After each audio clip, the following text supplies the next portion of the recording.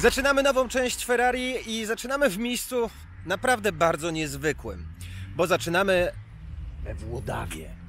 Moi drodzy, miejscowość jakich wiele przy wschodniej granicy Polski. Mała miejscowość, która w naszym projekcie jest niezwykle ważna. Dlaczego? Za chwilę się przekonacie.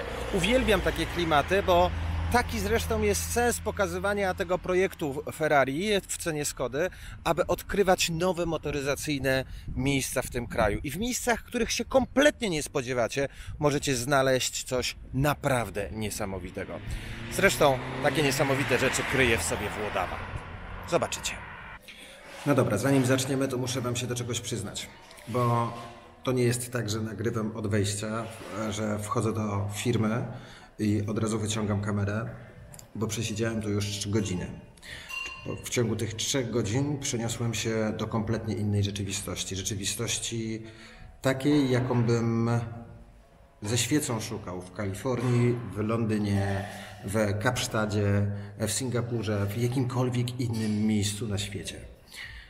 Za chwilę zobaczycie coś, co jest jedną z najbardziej niewiarygodnych rzeczy, czegoś, czego kompletnie się nie spodziewałem. Znaczy, słyszałem wiele dobrego i wiele opinii, ale za chwilę zobaczycie i poznacie ludzi, którzy są chyba jeszcze bardziej walnięci motoryzacyjnie niż ja, w tym takim oczywiście dobrym tego słowa znaczeniu. Dobra, nie przedłużajmy, ale musicie być na to przygotowani, bo przez pierwsze pół godziny ja nie mogłem kompletnie się wysłowić. I zobaczycie zaraz dlaczego. Dobra, to przejdźmy może tak. Poznajmy Michała. Cześć! Cześć. Cześć Michał, jeszcze raz. Cześć. Przyznałem się. Powiedziałem od razu, że siedzieliśmy tutaj troszeczkę dłużej, że to nie jest tak, że wchodzę i nagrywam. Powiedziałem, znaczy, że mnie oprowadziłeś, no bo takie rzeczy się nie zdarzają. Czy ja wiem? Zdarzają się chyba, czy nie? W życiu nie spodziewałem się, że coś takiego znajdę w Polsce. Dobra, ale nie przedłużając. Słuchajcie, to jest gość, który zagina pod kątem wiedzy wszystkie największe umysły, jeżeli chodzi o superkary. Jest... Ile masz lat? Mogę 28. 28 lat masz? Tak. Słuchajcie, on wie na temat każdego superkara wszystko. Każdy element, każdą śrubkę, ale to zaraz się zresztą przekonacie. Chyba co? Wchodzimy od razu może do tego pierwszego pomieszczenia, co? No, zapraszam. Prowadź.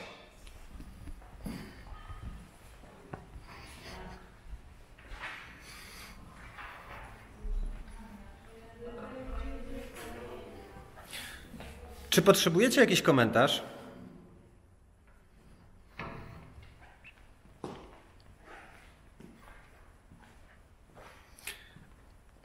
No właśnie, kiedy pierwszy raz wszedłem do tego pomieszczenia... poczekajcie, muszę odrzucić połączenie. Odrzuć. Kiedy pierwszy raz wszedłem do tego pomieszczenia, miałem ciarki i nie mogłem ułożyć żadnego logicznego i sensownego zdania. Bo tak to wygląda. Dobra, opowiadaj. Skąd to się tutaj wzięło i jak to się dzieje, że we Włodawie masz najpiękniejsze samochody świata, które stoją w tym miejscu? Michu. Jest mi bardzo miło, że to mówisz. Ogólnie to wszystko zaczęło się od pasji do motoryzacji, od zamiłowania, od tego, że zawsze moja rodzina marzyła o stworzeniu czegoś pięknego. Znaczy, czegoś pięknego to jest trochę mało powiedziane. Słuchajcie, prawda jest taka, że ja przyjechałem po części do 599, te długo oczekiwane i długo wyczekiwane części do 599, ale... No części już są. Części są, ale one są najmniej ważne w tym wszystkim, bo to co tutaj stoi, to jest nic innego jak Lexus LFA. Dobra, zacznijmy. Musimy to jakoś posegregować, a to o czym opowiemy dzisiaj. Zacznijmy od tego. Okej, Michał. Powiedz mi proszę, co Lexus LFA robi we Włodawie? Przyjechał z Singapuru. No właśnie, jakby jak to się stało, że samochód z Singapuru przyjeżdża do naprawy do Polski? Klient, właściciel tego samochodu miał wypadek i chciał znaleźć firmę, która po prostu podjęłaby się naprawy tego samochodu. Ze względu na to, że technologia, która jest użyta w tym samochodzie jest po prostu... To jest iście kosmiczna technologia. Tak, to jest całkowicie coś na innym poziomie motoryzacji. Nikt nie chciał się podjąć naprawy tego samochodu. Ze względu głównie na to, że były użyte tutaj w tym samochodzie części karbonowe.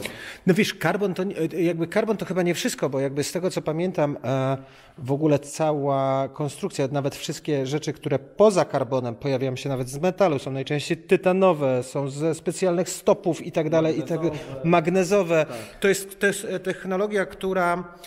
Słuchajcie, to jest w ogóle niewiarygodne, bo ten samochód dopiero zrozumiałem w momencie, kiedy byłem pamiętam, premierze tego auta, na prezentacji takiej bardzo wąskiej i dopiero jak zaczęli ci konstruktorzy opowiadać, na czym polega idea Lexusa LFA, to dopiero zrozumiałem znaczenie tego samochodu. Samochodu, który kosztował znacznie więcej niż cena sprzedażowa tego auta, bo oni by to traktowali jako wizerunek.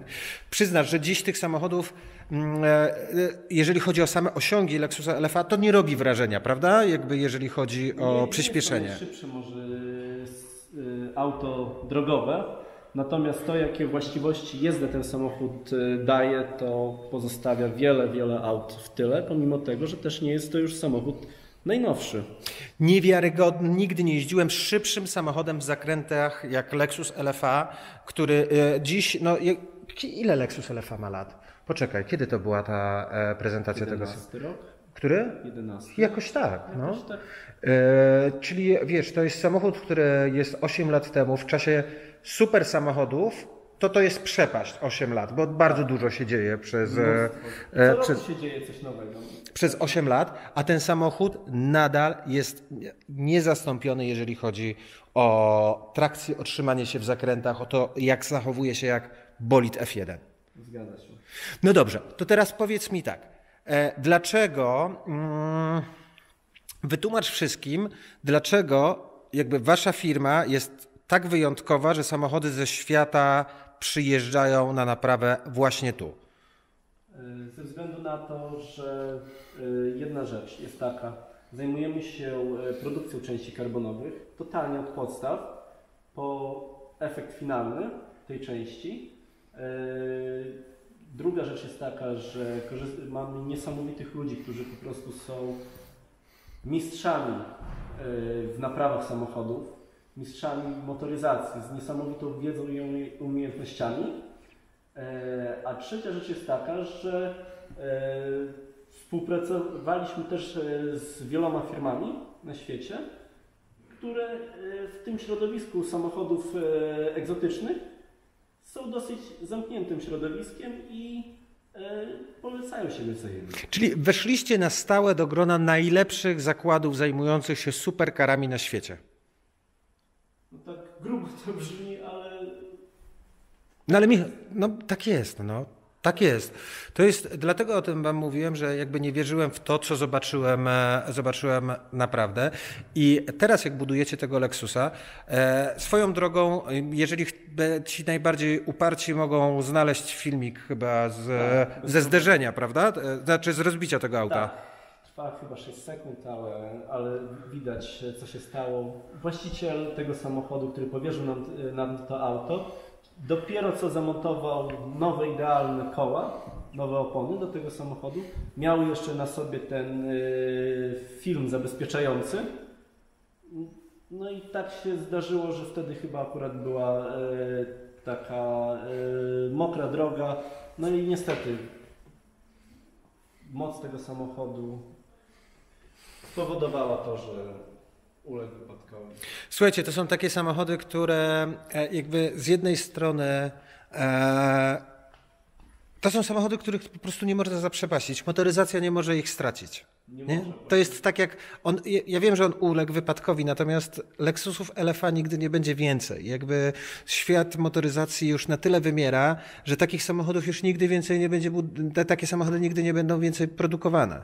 Tak, i sztuką jest właśnie to, żeby przywracać te samochody z powrotem na drogę. Według tych standardów, jakie powinny być. Tak, według sztuki. Okej, powiedz mi, czy ktoś na świecie jeszcze robi tego typu naprawy tak zaawansowanych technologicznie samochodów jak Lexus LFA, czy jesteście wtedy jedyną firmą tego typu? Może nie jesteśmy jedyną firmą tego typu, natomiast jest bardzo mało firm, które zajmują się już tak zaawansowanymi projektami. Niesamowite. To jest w ogóle, znaczy to jest najbardziej ekstremalne motoryzacyjne porno. No tak to wygląda, no zobacz, no spójrz na niego, no po prostu No jest goły, tak? No jest niesamowity, wiesz, to jest kompletnie niewiarygodne. Okej, ten przyjechał z Singapuru. Mów teraz o tych cudownych Włoszkach. Ten samochód przyjechał do nas z Niemiec. Jest to auto klienta, który pochodzi z Niemiec. Został przez nas w pełni przebudowany. Jest to Murcielago LP640 Roadster z pełnym pakietem Super Veloce. Okej, czyli wy w ten samochód wyposażyliście w pakiet. Tak, zgadza się. Okej, czyli które są elementy waszej produkcji? Zderzak przedni, błotniki, tylny zderzak, tylna lotka, tylne kratki nawet zderzaka. Są to elementy przez nas wykonane. To wszystko tu ręcznie powstaje i tu u was w zakładzie jest produkowane. Tak, od samego początku do końca, tak jak wspomniałem wcześniej. Czy jestem w stanie rozróżnić oryginał od waszych części? Jesteś. Nasze części są wykonane z najwyższej jakości dostępnych materiałów w ogóle na rynku. Nasze produkty sprowadzamy z Niemiec, z Włoch. Także to jest totalny top świata karbonu. Niesamowite. No dobra, a ten Roadster? Ten Roadster jest to projekt, który chcieliśmy stworzyć na maksa ukazujący nasze możliwości. Auto zostało w pełni pomalowane przez nas w żółtym macie z palety barw właśnie Lamborghini Super Veloce. Był to kolor opcjonalny, za który trzeba było dopłacić $14,000 podczas zamawiania w ogóle Murcielago Super Veloce. Ponadto wszystkie elementy z karbonu, które tutaj widać, wykonane są także z najszlachetniejszego karbonu.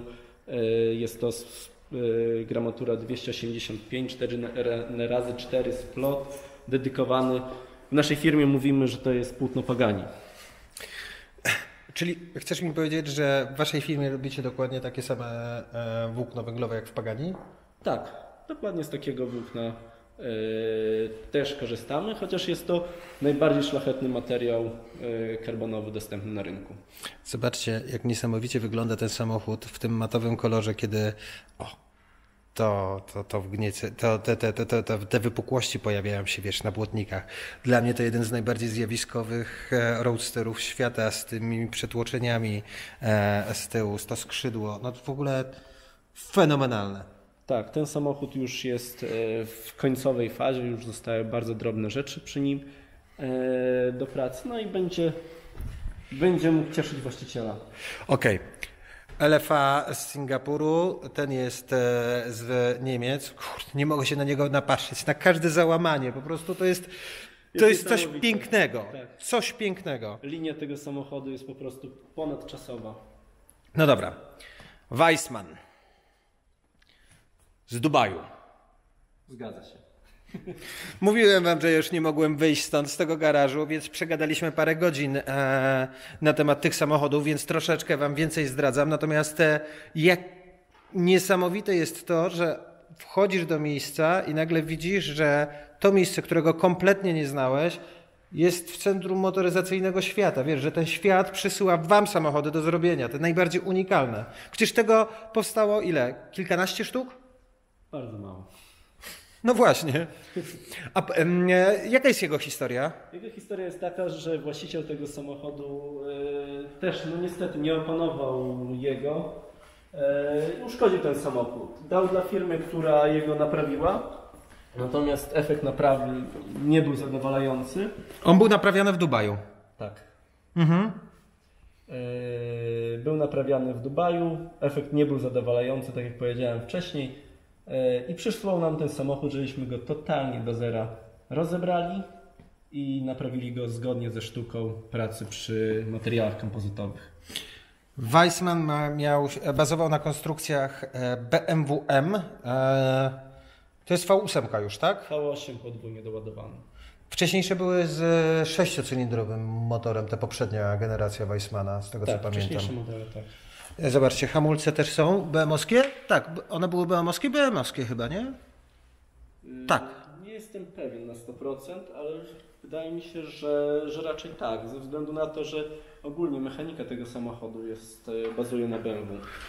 Niewiarygodna sylwetka tego auta, samochodu, który bez wątpienia jest jednym z najpiękniejszych aut na świecie, tym bardziej, że na żywo wygląda 100 razy lepiej niż na jakimkolwiek zdjęciu i nagraniu. Czasami są takie samochody, co? Że Tak, jakby na żywo auta wyglądają jak $1 000 000, a na zdjęciu... No tak, niekoniecznie, natomiast całkowicie inne odczucie jest samochodu, kiedy stoisz przy nim, możesz go dotknąć, możesz zobaczyć każdą tą linię, załamanie. To dostarcza emocji. Jest przepiękny. No dobra. To teraz zaczynacie rozumieć, dlaczego części do 599 schodzą na drugi tor, bo to 599 w tym momencie nie ma żadnego znaczenia, kiedy stoisz obok takich samochodów. Zobaczcie. Ale już są części. Także... Wiem, ale poczekaj, bo ja mam... Chcę wejść jeszcze do kilku pomieszczeń, jeżeli pozwolisz, bo jakby chciałbym pokazać coś, czego naprawdę, co się nie zdarza. Jakby, wiesz, jeżdżę cały czas, znam dużo osób, ale wchodzę do waszej firmy i to jest top światowy. No to dziękuję bardzo. No to jest w ogóle coś niesamowitego. Do Porsche z tyłu stoi, też pakiety robicie, rozumiem, karbonowe do Porszaków? Tak, oczywiście. Wszystkie dodatki związane z takimi, które są plastikowe w tym samochodzie zewnętrzne. To jest akurat 991 po liftingu Turbo S. Wykonujemy właśnie cały zestaw elementów, gadżetów karbonowych. Słuchajcie, Michał jest bardzo skromnym facetem. Jego rodzinna firma jest też firmą, o której mało się mówi, mało osób ją zna. Natomiast musicie też wiedzieć o jednej rzeczy. To ta firma, w której właśnie jesteśmy, nie jest firmą, która tylko odbudowuje samochody. To nie jest firma, która je remontuje, czy ma części do tych samochodów. Wy jesteście producentami części zamiennych, oficjalnym producentem części zamiennych do supercarów na świecie. Tak, zgadza się. No właśnie, tak, zgadza się. Rozumiecie to? Idziemy zobaczyć, możemy iść dalej i zobaczyć? Tak. No to chodź. Zapraszam. Dobra, jeszcze raz popatrzcie na to, jak to wygląda. Porszak czeka na pakiet teraz, rozumiem? Tak, jest w trakcie produkcji i chyba nawet będziesz miał okazję zobaczyć właśnie proces związany z produkcją tych elementów. To oryginalne Trofeo? Tak, to jest oryginalny samochód, to jest, w ogóle to jest bardzo fajny samochód, jest to zwycięzca sezonu 2014 Lamborghini Super Trofeo. Czyli to nie jest pakiet, który wy robiliście, tylko to jest oryginał fabryczny. Tak, to jest oryginalny oryginał. Lambo. Tak, Gallardo Squadra Corse, Aventador Super Veloce, Huracan Performante, a to jest dokładnie taki sam zderzak, który jest zamontowany na tym Super Trofeo, które przed chwilą widziałeś. Dobra, ale to jest wasza produkcja? Nie, to są oryginalne części. To są oryginały, tak? Tak. Okay. Zgadza się. Wszystkie łącznie z tym zderzakiem. Możesz nawet podnieść, zobaczyć. Jest to karbon wykonany specjalną metodą, aby wydobyć z niego maksymalnie jak najlżejszy produkt. Ten. Okej. Dokładnie. Jest niewiarygodnie lekki. Dobra, części magazynowe. Dzień dobry. Tam mogę? Pewnie. Zapraszam. Dzień dobry. Dziewczyny robią zdjęcia. Dziewczyny robią zdjęcia i to nie sobie, tylko częścią. To jest Kalifornia, tak? Kalifornia Turbo. Kalifornia Turbo. I zegary. O! To jest stare Porsche. Tak, 944. 944, to jeszcze przed liftem. W amerykańskiej wersji. Piękne zegary.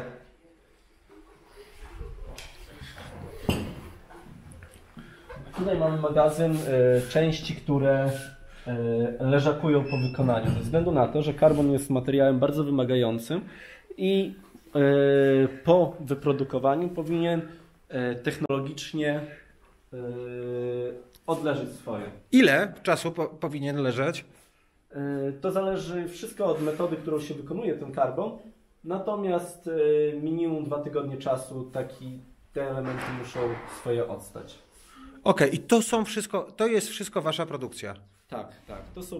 To są elementy, które my produkujemy. Są tutaj też części oryginalne. Ta klapa co to jest DBS? Tak, to jest Aston DBS. Ta klapa też jest wasza? Tak, to jest nasza klapa, ona została wykonana. Inaczej, jest to dosyć skomplikowany element ze względu na to, żeby wykonać taką klapę, trzeba wykonać około, zaraz policzę, 8 elementów, które trzeba ze sobą potem perfekcyjnie połączyć, aby wszystkie łączenia, przejścia karbonu wydobyć tą jakość i tą niepowtarzalną, unikatową linię karbonu.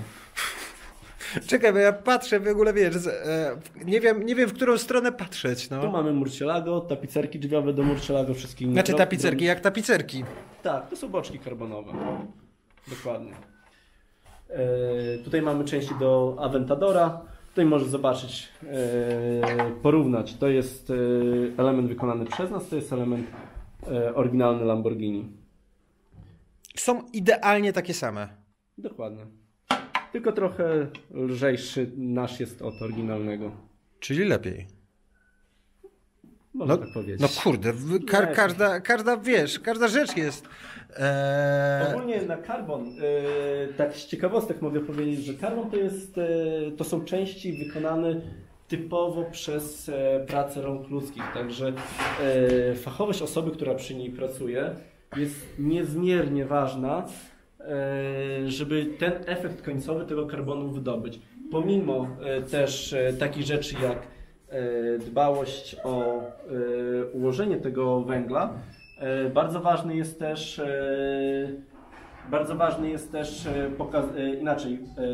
ważny jest dobór materiałów, które łączy się ze sobą, ze względu na to, że nie wszystkie materiały chcą ze sobą współpracować. Tak jak wspomniałem wcześniej, my korzystamy z najwyższej jakości materiałów dostępnych na rynku, które zbieramy z różnych krajów i w połączeniu ze sobą dają one właśnie taki efekt, jaki tutaj widzisz. Czy to będzie zdradą tajemnicy firmy, jeżeli wejdziemy i zobaczymy, jak robi się włókno węglowe? Jak tworzy się te elementy? Tak, czy możemy pokazać? Pokażemy, natomiast inaczej, całą sztuką tego karbonu polega na tym, że wykonywanie tych elementów... Już robimy przejście. Proszę bardzo. Wykonywanie tego typu, sztuką jest połączenie ze sobą tych elementów, tak żeby dawały ten efekt, o którym wcześniej opowiedziałem. Dobra, a możesz zdradzić, jak to działa? O, Aston Martin DB7. Tak, tutaj po lewej stronie są wszystkie części, to są części drobne, które posiadamy do Astona Martina, po prawej stronie są części do Bentleya. Okej.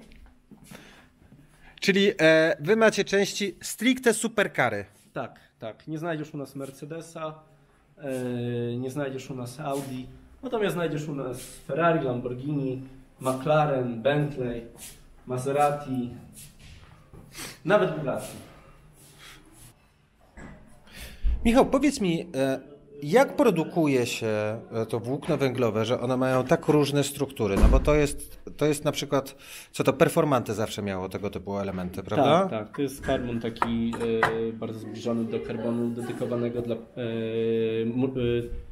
hurakana performance. No właśnie, ale powiedz mi, jaka jest różnica, znaczy jak to się tworzy, że to jest takie, a tu masz tego typu elementy na przykład? Tak, to są po prostu różne nitki karbonowe użyte do po prostu albo produkcji płótna, albo produkcji tej takiej właśnie tutaj, jak widać, sieczki karbonowej. Sieczki karbonowej. Tak. Słuchajcie, strasznie mi zależy na tym, żeby... Bynajmniej ja to tak nazywam, może jakoś fachowo się nazywa. Ale ja nie mam zielonego pojęcia, jak to się powinno nazywać w tym wszystkim. Strasznie mi zależy na tym, na tym, żeby pokazać wam jeszcze to pomieszczenie, gdzie się tworzy to włókno węglowe, bo prawda jest taka, że ja to widziałem raz w życiu, tylko... I co zrobiło na mnie gigantyczne wrażenie i była to fabryka Pagani, wtedy jeszcze produkowali ostatnią serię zondy i dokładnie wyglądało to tak samo. Nie wiedziałem, że w Polsce są takie miejsca. Dobra, Michał, prowadź do tego sekretnego pomieszczenia. Dzień dobry. O, jest i mój tato, i moja mama. Tak. Którzy razem z nami. Firma rodzinna. Dzień dobry, cześć jeszcze raz. Rodzice Michała. Słuchajcie, opowiadaj, jak to się tworzy. To jest tak zwany clean room, w którym właśnie układamy płótna, tak aby perfekcyjnie wykładały formę i nie miały żadnych zniekształceń. Dobra, czyli tak, masz taką formę, robicie teraz fotel. Do czego to jest fotel? To jest do Murcielago Superveloci. Okej, robicie teraz fotel. Jak to wygląda? Wyklejacie jedną warstwę tego materiału, tego włókna i co dalej? Następnie idą kolejne warstwy węgla, z racji tego, że jest wiele tak jakby sztuk wykonywania elementów karbonowych. My te kilka sztuk połączyliśmy tak jakby ze sobą, żeby wytworzyć elementy, które będą dawały maksymalny efekt wizualny tego produktu, przy czym też zachowywały dużą wytrzymałość. Ile takich warstw można to nazwać matą z włókna? Tak, idzie płótna na taki fotel? Te warstwy one są łączone ze sobą ze względu na to, że to jest akurat płótno wizualne. Z tego co widzę, to już jest druga warstwa, tak? Tak, druga. Tak, to jest druga warstwa. Następnie są wykładane takie płótna konstrukcyjne, które tam można zobaczyć dalej na magazynie. One zajmują się już wtedy wzmacnianiem tego elementu. Są one pod różnym kątem szyte, przez co dają odporność. W zależności od kształtu elementu takie płótna się wykorzystuje.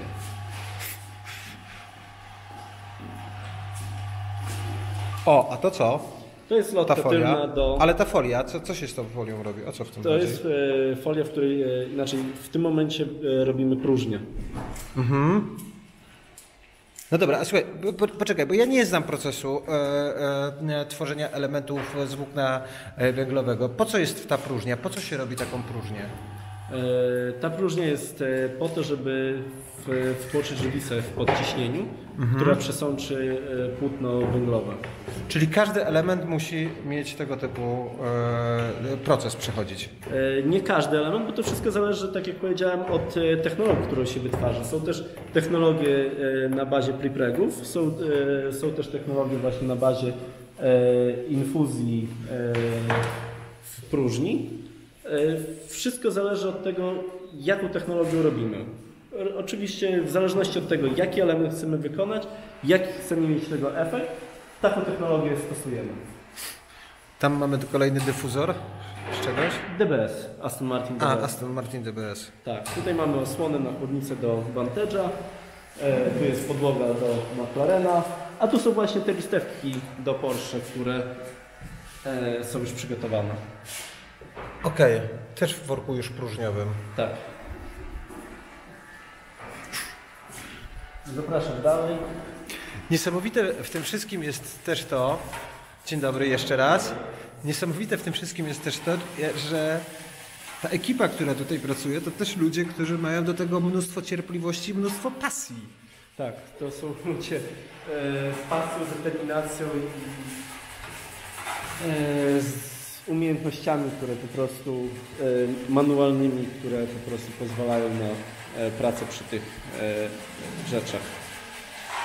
To są dyfuzory do Vantage V8, V12 po liftingu. Ten na przykład dyfuzor jest zamówiony, leci do klienta ze Stanów, który służy w Armii Stanów Zjednoczonych i lata F-16. I zamarzył o takim pakiecie. Tak, jest to bardzo kontrowersyjny pakiet ze względu na to, że środowisko Astana tak nie bardzo przyjmuje zmiany jakiekolwiek i innowacje, natomiast ten klient jest takim naszym odjechanym trochę klientem Super. i takie coś sobie zażyczył. To jest niesamowite, wiesz, bo kiedy jakby też pokazywałeś mi wcześniej te wszystkie elementy, to jakby jestem pod wielkim wrażeniem w ogóle całego teamu, ludzi, którzy jakby są artystami w tym wszystkim. Oni nie są tylko rzemieślnikami. Tylko, tak samo jak w Pagani. Dokładnie tak samo wyglądało to pomieszczenie w Pagani, gdzie to włókno powstawało, wiesz, gdzie się tworzyło te formy i tak dalej, i tak dalej. Macie ustawioną fabrykę tych wszystkich rzeczy, ludzi i ludzi, którzy są dedykowani do tego. Bo firmę tworzą ludzie, co nie? Firmę tworzą ludzie, mają swoje zdolności, umiejętności, podejście do pracy, tak? Tak to wygląda. Bentley, McLaren,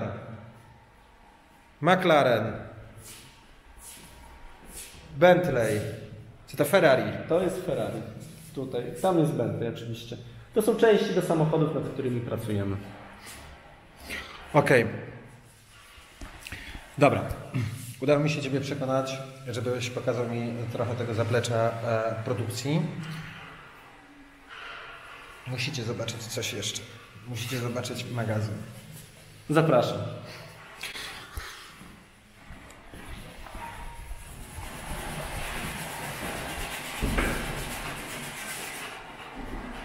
Do widzenia. A jeszcze zanim przejdziemy, to pokażę Ci końcowy proces lakierowania karbonu. Tak, tutaj jesteśmy w trakcie lakierowania. Można wejść? Tak, jak najbardziej.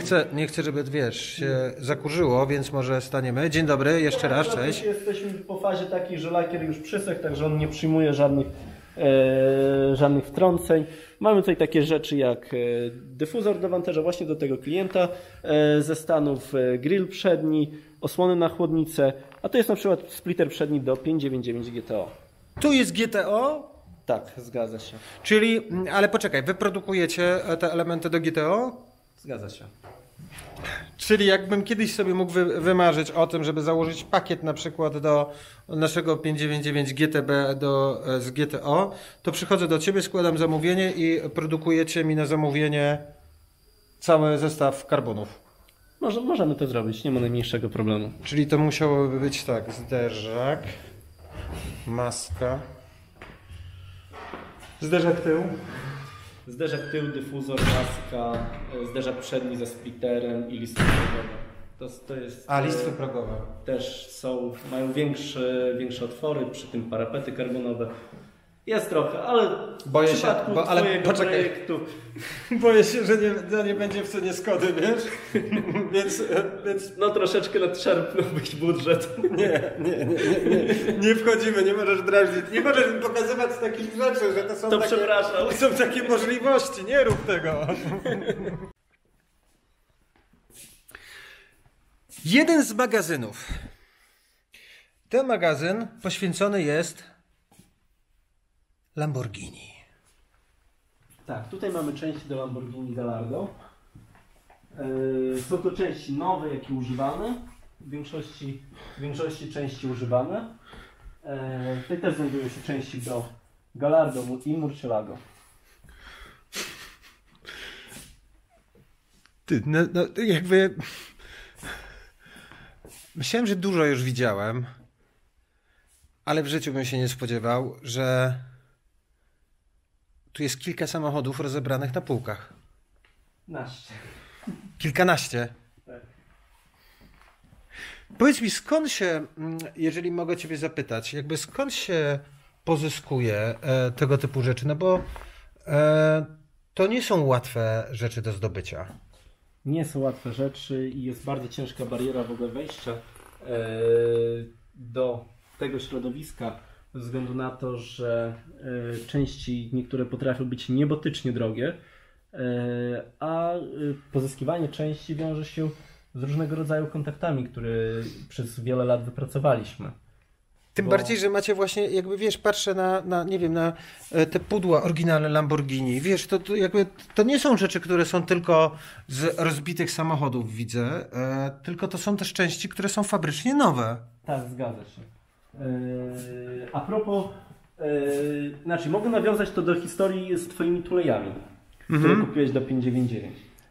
Z czym to się wiąże? Firmy takie jak Ferrari, Lamborghini, czy Aston Martin, czy Maserati mają to do siebie, że wtedy, kiedy samochód jest nowy, jest produkowany obecnie, części są relatywnie niedrogie do takich wartości, które osiągają po kilku latach. Po kilku latach, jak już ten samochód przestaje być produkowany, te fabryki podnoszą ceny części ze względu na to, że muszą doprodukowywać do stanów magazynowych rzeczy. I tak jak było w przypadku Twoich tulei, można było te tuleje kupić dużo wcześniej. Położyć je na półkę. Tak. I one mogłyby czekać na swojego klienta, tak jak było zresztą pewnie w moim przypadku. Dokładnie tak było w Twoim przypadku. Jezu, wiesz co, to jest tak, że nie wiesz, w którą stronę się patrzeć, bo tego jest tu naprawdę całe mnóstwo. Mamy też przeróżne części. Mamy części do samochodów bardzo unikatowych, mamy części do samochodów, mógłbym powiedzieć, takich częściej widzianych na drogach. Tak jak na przykład tutaj mamy u góry zderzaki do Aventadora, do Murcielago 640. Nie, no faktycznie, bo Aventador jest bardzo często widzianym samochodem na drogach. To jeżeli ty nazywasz Aventadora samochodem często widywanym na drogach, to powiedz mi, co nazywasz unikatem? Unikatem? Tak. Na przykład klapa tylna do Diablo Roadster. Tam znajduje się klapa tylna do Diablo Super Veloce. Maska przednia do Diablo GT. To są już takie samochody, których rzadko się widzi na drogach. Bardziej w kolekcjach. No dobra, przepraszam, nie pytałem. Dobra. Tutaj mamy pomieszczenie, które jest dedykowane częścią do Ferrari. Okej. Czyli tutaj mamy ferrarowskie rzeczy. Maskę mamy. Jakby większość rzeczy, gdybym ja wiedział wcześniej, to bym też kombinował u ciebie, wiesz, większość rzeczy, gdzie ty masz takie elementy. Tutaj mamy kolejny magazyn części do Ferrari. Dobra. Kto zgadnie, co jest za tą folią? Znaczy nie mam jak... Szkoda, że nie robimy live'a, kurde. Ale... Powiedz mi, jak to się stało, że części do najbardziej topowego Ferrari w historii, Ferrari Enzo, są u ciebie na półce? Tak jak powiedziałem, mamy wiele kontaktów, współpracujemy z wieloma serwisami. Stary, ty masz tu pół Enzo! Tak, zgadza się. To jest klapa tylna do Enzo, tam jest błotnik przedni, tutaj mamy ramę przednią, ale mamy też takie części jak Ferrari 512BB, poszycie boczne, Ferrari F50 drzwi, zderzaki przednie do Ferrari F50. Poczekaj, Przeróżne. F50, nie F40, tylko F50? F50, tak, dokładnie. To jest auto, że tak powiem, z moich najskrytszych marzeń. Do F50 macie części, okej. A to co to jest, to aluminiowe? Te aluminiowe pod spodem są takie poszycie do Ferrari 250 GTO.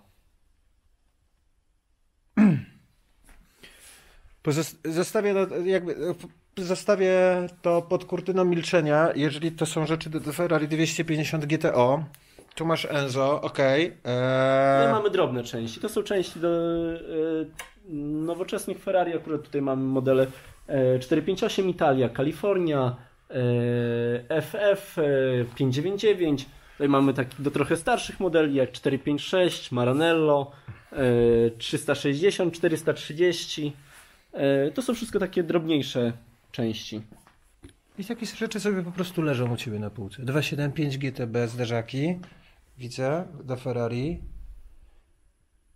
Ja Cię kręcę.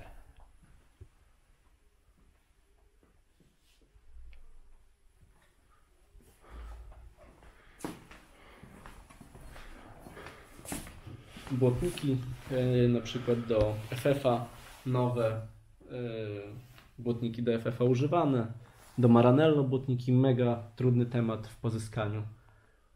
Z takich ciekawostek, co mogę powiedzieć, bardzo często też zdarza się tak, że i autoryzowane serwisy kupują od nas części ze względu na to, tak jak było w przypadku na przykład Twojego rozrządu, kiedy ta część była totalnie niedostępna,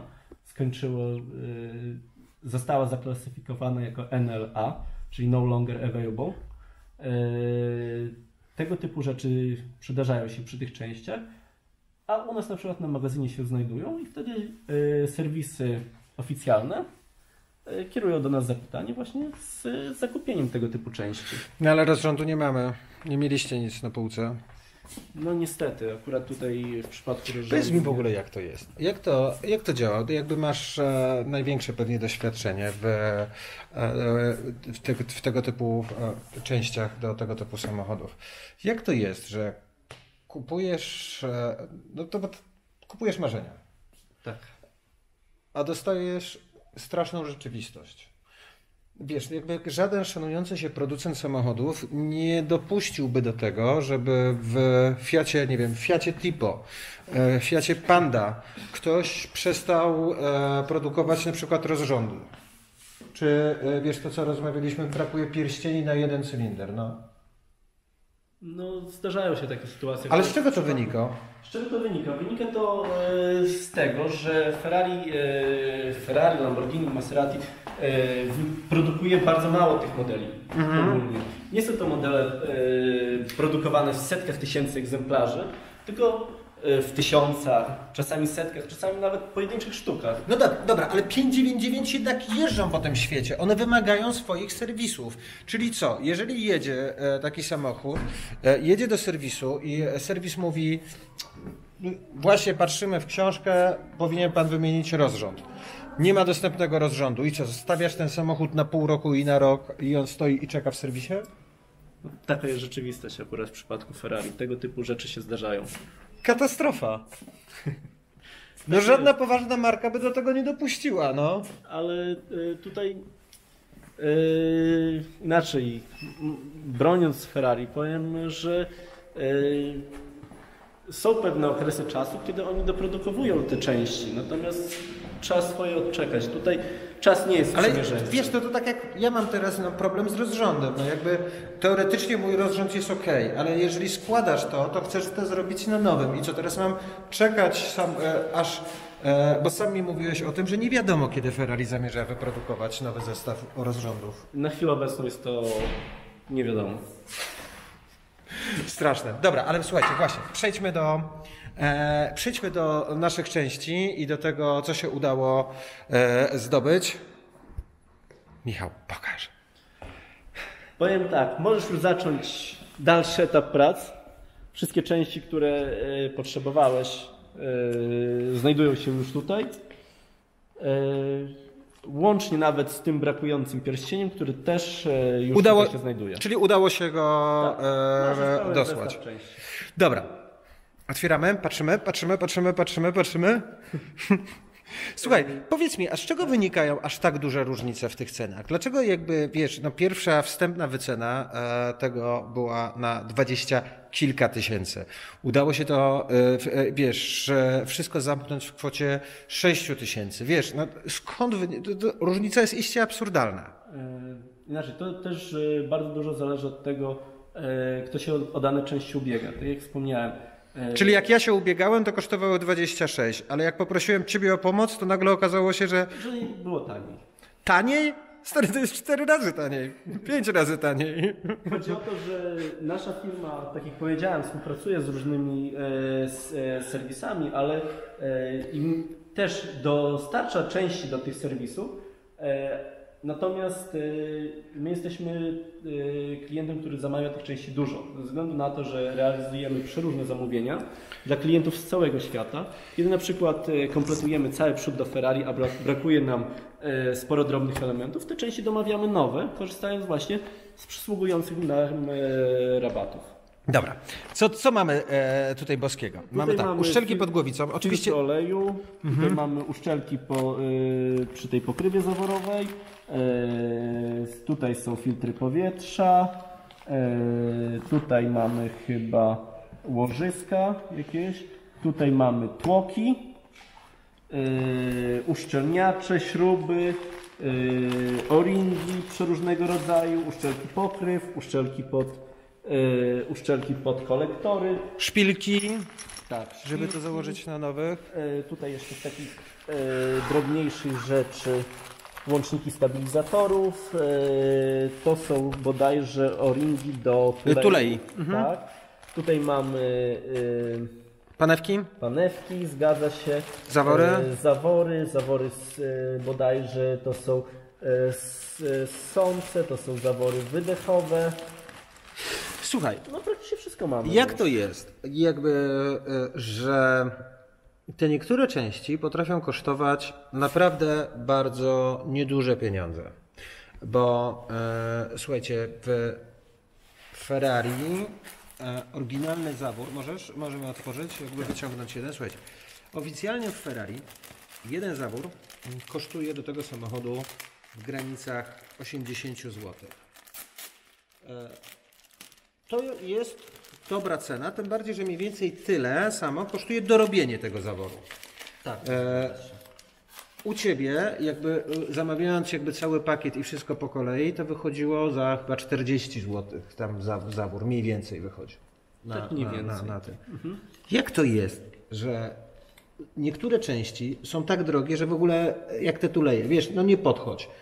I nagle zawory, które po prostu okazują się śmiesznie tanie, jakbyś składał jakby z najzwyklejszą Skodę 1.0, no. Tylko, że ich jest trochę więcej sztuk tutaj. No ja wiem, ale wiesz, no kurde. Nie, ale ogólnie z częściami do Ferrari nowymi jest bardzo często tak, że ludzie, którzy...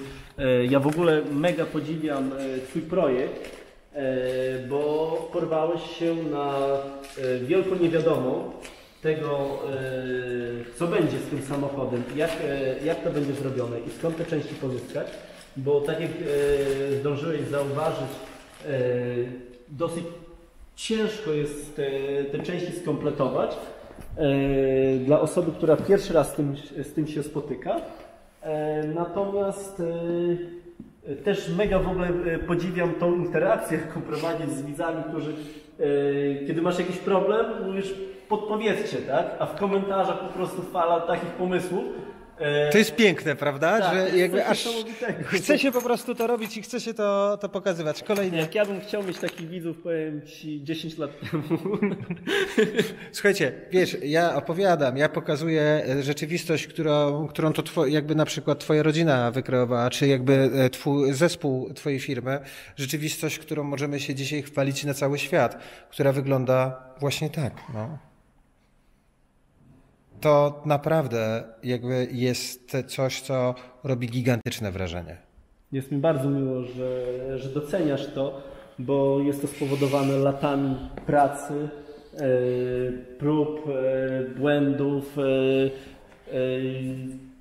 niepowodzeniami i wielką determinacją, żeby właśnie do tego momentu dojść. Ale efekt niewiarygodny. Popatrzcie tylko na to.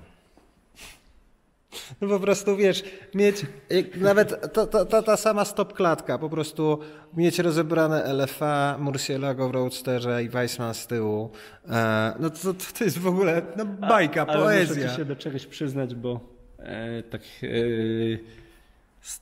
kiedy mam stresujący dzień, kiedy sobie tutaj przyjdę, usiądę sobie w którymś samochodzie, pobuczę, że tak powiem, przed kierownicą.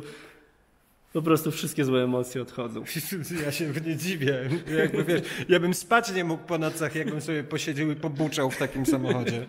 No bez przesady, niedługo będziesz mógł buczeć za pomocą prawej stopy. Poczekaj, bo na razie to buczenie wygląda w postaci kilkudziesięciu pudełek ze znaczkami z czarnym koniem wydrukowanym na, wiesz, metkach. Ale to już, że tak powiem, zapowiada coś fajnego. Słuchajcie, jest dobrze. Jest dobrze, zbieram wszystkie rzeczy, zawozimy, może powoli zaczniemy robić. Oczywiście, jak to w Ferrari, zawsze czegoś brakuje. Tak się zdarza. Prowadnicy. Prowadnice dojdą do... Dzisiaj zostało odebrane, w piątek będą u Ciebie. Ale żeby nie było, one oczywiście miały, jakby Ferrari powiedział, że są. Ale potem zapomniało o tym i... Potem, że niby nie ma, potem, że już jadą i jadą, są. Negocjacje po włosku są cudowne, słuchajcie, są przepiękne.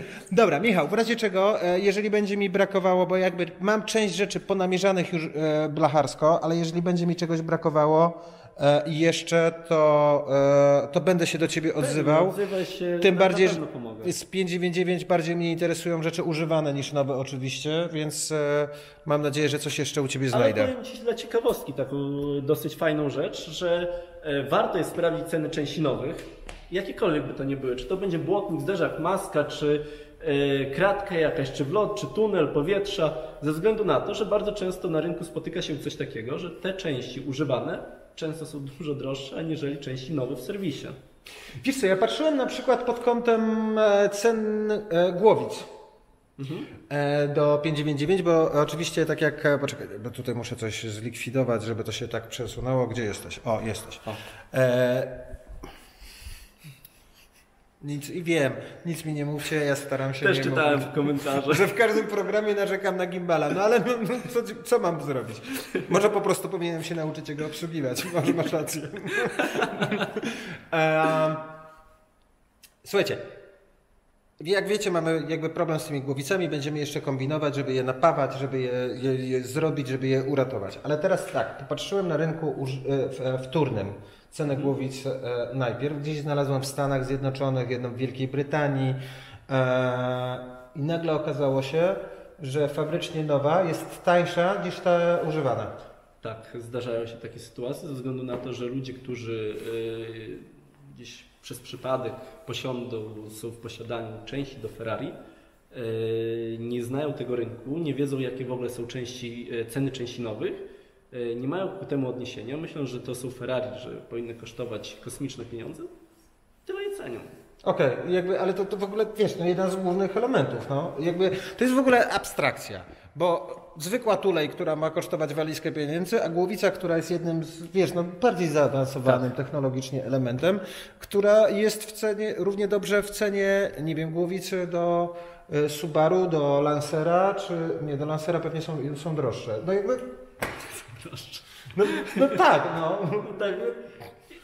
Tak się zdarza, tak jest. Rynek części egzotycznych do samochodów egzotycznych jest mega specyficzny i jego nie zrozumiesz. Całe szczęście, że jesteście. Dobra, moi drodzy, ja pakuję się i jadę stąd, bo zaraz będę u Ciebie po prostu nocował w tej hali i będę rozkładał sobie tutaj namiot, jeżeli stąd za chwilę nie wyjadę i nie mogę się doczekać, aż dowiozę te rzeczy. No i moi drodzy, zaczynamy nowy etap w 599 GTB.